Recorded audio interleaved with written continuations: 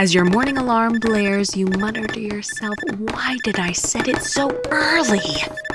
While brushing your teeth, you think, "I need a haircut." Unless, rushing out the front door, you reach for your keys and realize they're not there. Frustrated, you shout, "I can't do anything right!" just in time to notice your neighbor.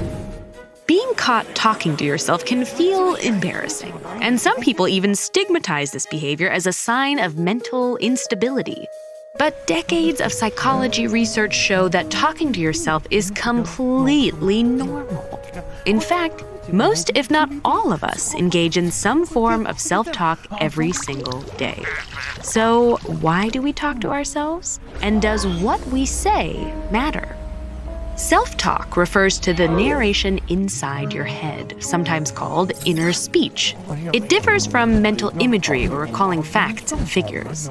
Specifically, psychologists define self-talk as verbalized thoughts directed toward yourself or some facet of your life. This includes personal conversations like, "I need to work on my free throw." But it also includes reflections you have throughout the day, like, "The gym's crowded tonight. I'll come back tomorrow." And while most self-talk in adults tends to be silent, speaking to yourself out loud also falls into this category. In fact, psychologists believe our first experiences with self-talk are mostly vocal, as children often speak to themselves out loud as they play. In the 1930s, Russian psychologist Lev Vygotsky hypothesized that this kind of speech was actually key to development. By repeating conversations they've had with adults, children practice managing their behaviors and emotions on their own. Then, as they grow older, this outward self-talk tends to become internalized, morphing into a private inner dialogue. We know this internal self-talk is important and can help you plan, work through difficult situations, and even motivate you throughout the day. But studying self-talk can be difficult. It relies on study subjects clearly tracking a behavior that's spontaneous and often done without conscious control. For this reason, scientists are still working to answer basic questions like, why do some people self-talk more than others? What areas of the brain are activated during self-talk? And how does this activation differ from normal conversation? One thing we know for certain, however, is that what you say in these conversations can have real impacts on your attitude and performance. Engaging in self-talk that's instructional or motivational has been shown to increase focus, boost self-esteem, and help tackle everyday tasks. For example, one study of collegiate tennis players found that incorporating instructional self-talk into practice increased their concentration and accuracy. And just as chatting to a friend can help decrease stress, speaking directly to yourself may also help you regulate your emotions. Distanced self-talk is when you talk to yourself, as if in conversation with another person. So rather than, "I'm gonna crush this exam," you might think, "Caleb, you are prepared for this test."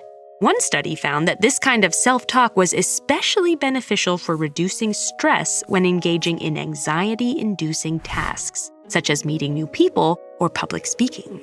But where positive self-talk can help you, negative self-talk can harm you.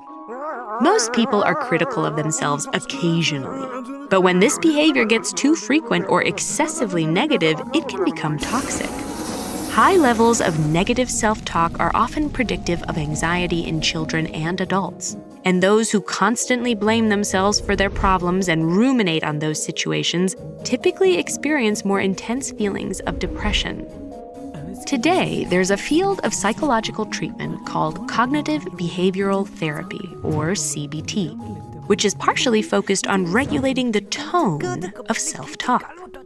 Cognitive behavioral therapists often teach strategies to identify cycles of negative thoughts and replace them with neutral or more compassionate reflections.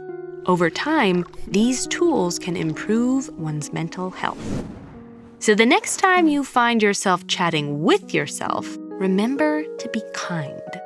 That inner voice is a partner you'll be talking to for many years to come. Do you ever have trouble concentrating on and completing tasks? Learn more about the relationship between self-talk and procrastination with this video. Or for more actionable, science-based advice on how to build strengths of heart, mind, and will, visit ed.ted.com/buildcharacter.